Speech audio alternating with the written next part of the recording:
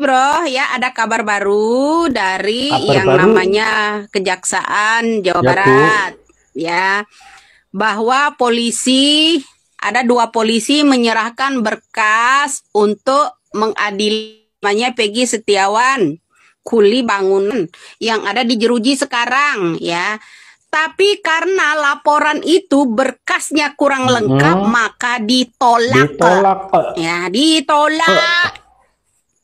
Semoga ini berhasil. Peggy Setiawan, kuli bangunan bisa bebas. Bebas. Iya, buat Bapak Polisi, Kepolisian Republik Indonesia, Anda jangan hanya banyak memberikan klarifikasi sebelum sidang pra peradilan, ya. Sebelum sidang pra peradilan Anda memberikan klarifikasi seakan-akan Peggy Setiawan itu adalah tersangka sesungguhnya. Tetapi ekspektasi Anda yang terlalu tinggi dengan semua skenario itu, dan kenyataannya pada saat sidang tanggal 2024 kemarin, Kepolisian Republik Indonesia Cirebon dan Bapak Kapolda Jawa Barat tidak datang dalam sidang. Kenapa? Kepolisian takut karena tidak ada punya bukti yang otentik, tidak punya bukti yang cukup kuat. Dengan memberikan pertama waktu kejadian keterangan palsu bahwa si Vina dan si Egy meninggal tewas akibat luka tusukan, itu sudah salah memberikan klarifikasi laporan palsu, atau karena CCTV Anda yang sudah sengaja dihilangkan Kepolisian Republik Indonesia Cirebon. Jadi polisi takut tidak punya skenario yang lebih cadas lagi, yang lebih cetar membahenol lagi. Apa Kepolisian Cirebon merasa skenarionya belum cukup, takut diajak bersidang. Pak, sidang tanggal 24 2024 itu Pak, itu sudah sudah dicanangkan jauh-jauh hari. Masa seorang polisi pengaman negara tidak siap menghadapi sidang? Harusnya polisi itu malu loh Pak pada seragamnya. Harusnya polisi malu sama seragamnya. Gitulah, Bu. Kenapa justru rakyat yang harus siap? Takut ya Pak kami melakukan demonstrasi. Mungkin. Ingat ya Pak ya, jangan menggiring opini seakan-akan si Peggy itu adalah tersangka utama. Kalaupun terjadi tersangka utama, berarti Peggy itu sudah diskenario oleh Ibtu Rudiana. Karena banyak selebaran yang berkata bahwa Egy itu masih hidup. Besarin dong Alif. Ini kecilin lah, Tita lagi ngomong. Ya Allah, ponaan Tita satu ini. Iya, ada selebaran yang mengatakan bahwa si Egy itu masih hidup sekarang. Berarti kalau memang dia benar masih hidup, berarti skenario itu dibikin oleh Ibtu Rudiana. Tita tuh udah feeling. Karena anak mantan Bupati Cirebon itu pernah tertangkap menjadi pengedar narkoba. Ya. Jadi kasus ini mungkin dia mau mengedarkan narkoba bersama si Bukan Bu, cucunya Ali Bahtiar itu bupati ya, tahun berapa? Dia mau mengedarkan, diketahui oleh Cek dulu Bu, makanya di nyawa Google. Kenapa 5 DPO itu tidak ditangkap Bapak? Kenapa yang ditangkap Peggy Setiawan? Dan kalau diambil foto Peggy karena masuk ke FB Peggy tanpa seizin. Juga mengapa mengambil sidik jari tersangka tanpa didampingi oleh pengacara Peggy Setiawan? Itu namanya maling. Polisi udah ketahuan maling. Maling pertama yaitu maling Facebooknya dan menghapus isi Facebooknya. Siapapun bukan maling, itu Bu. warga negara Indonesia yang masuk ke Facebook seseorang tanpa izin, kemudian merubah, kemudian menghapus, kena denda 8 tahun penjara dan 1 M. Nah, itu bukan masalah dendanya, tapi bisa merugikan tersangka Peggy Setiawan. Bisa jadi karena bukti yang Anda palsukan itu Peggy bisa dijebloskan ke penjara.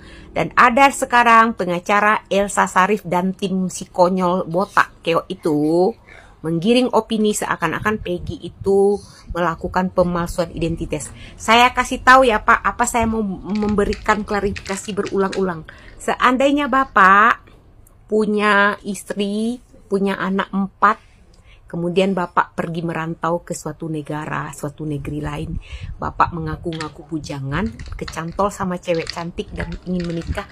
Apakah Bapak memberikan keterangan identitas yang asli? Oh, tentu tidak, bukan. Berarti Bapak membuat identitas baru. Di situ Anda mengatakan apakah Anda bujangan atau duda agar cewek yang Anda deketin bisa mau menikah dengan Anda. Nah, di situ sudah jelas bahwa ayah si Peggy itu memalsukan identitas untuk menikah.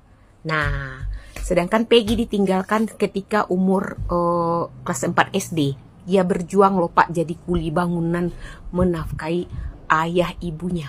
Bayangkan nasib dia. Miris ya. Nah, miris. Pada satu hari dia mengalami ekonominya ambruk. Maka dia temuilah bapaknya di Bandung. Dia ingin minta pekerjaan. Tidak mungkin si Peggy ini mengaku bahwa dia anaknya bapaknya si Peggy, Bapak.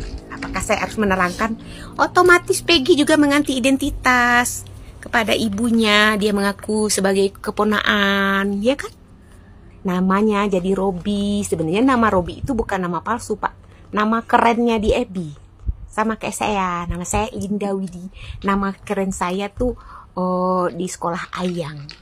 Nah, nama saya di rumah dipanggil ponaan Tita, Tante Linda, Tante Tita. Gitu loh Pak. Bukan berarti itu keterangan palsu. Yang namanya anak tiri masuk ke keluarga ibu tiri yang baru supaya diterima oleh ibu tiri itu, ya kita mengaku menjadi ponaan lah Pak. Nggak mungkin ngaku ini anaknya karena ayah si Peggy udah bilang dia tidak punya anak istri. Gitu loh. Jadi keterangan pemalsuan identitas itu tidak ada dengan pembunuhan si Eki dan si Pina. Ngerti nggak Pak? Ngerti. Kami ini tidak bodoh Bapak. Kami juga tahu. Kami tahu. Ya, jangan dibodoh-bodohi kami. Sudah itu kenapa Bapak menghilangkan CCTV tahun 2026 pada saat malam kejadian Vina. Jadi jangan lagi ya Elsa Sarif sama si botak ya menggadang-gadang menggiring opini kepada masyarakat seakan-akan Peggy mengganti identitas dirinya. Itu semata-mata dia agar diterima oleh ibu tirinya karena bapak si Egy mengaku dia tidak punya anak istri, padahal kenyataannya dia punya anak 4 dan ada istri yang belum dicerai. Itu ditanya sama Kakang Deddy Mulyadi, kemana ayah Peggy? Gak tahu, ayah Peggy tuh pergi udah sejak kelas 4 SD. Nah sekarang anak miskin yang terlunta-lunta ditinggal ayahnya, kemudian dia hidup sengsara di rantau, ya memperjuangkan orang tuanya. Sekarang tega kalian polisi menjadikan dia tersangka, hanya ingin menyelamatkan anak-anak para jenderal itu pada anak-anak wakil bupati itu. Rela kalian? Kenapa kalian para polisi tidak mampu, tidak berani menangkap anak wakil bupati dan anak jenderal itu? Hah? Berarti mereka terlibat dengan yang sekarang lagi berkuasa. Apakah ada hubungannya dengan Bapak Kapolri Republik Indonesia? Apa ada hubungannya dengan Jenderal Sambo? Hah? Jangan dikira kami bodoh ya. Ingat ya, kalau pada saat sidang hari Senin depan, seandainya Peggy tidak bebas ya, ingatlah Pak peristiwa zaman Soeharto. Rakyat sudah muak semuanya, akhirnya terjadi kudeta pelengseran Soeharto. Jangan sampai nanti kalau Peggy nggak bebas, rakyat yang membuka itu sel tahanan itu, rakyat sendiri yang membebaskannya. Emang Bapak mau tahu, mau terjadi kudeta? Udah siap. Rakyat protes seluruh Indonesia, jangan dikira kami takut ya Bapak ya. Ini saya berbicara bukan sendiri loh Bapak.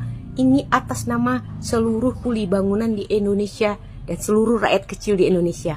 Jadi kapan lagi ya, polisi mau membela rakyat? Kalau memang membela rakyat, kenapa takut saat sidang? Berarti Anda berbohong kan? Iya kan?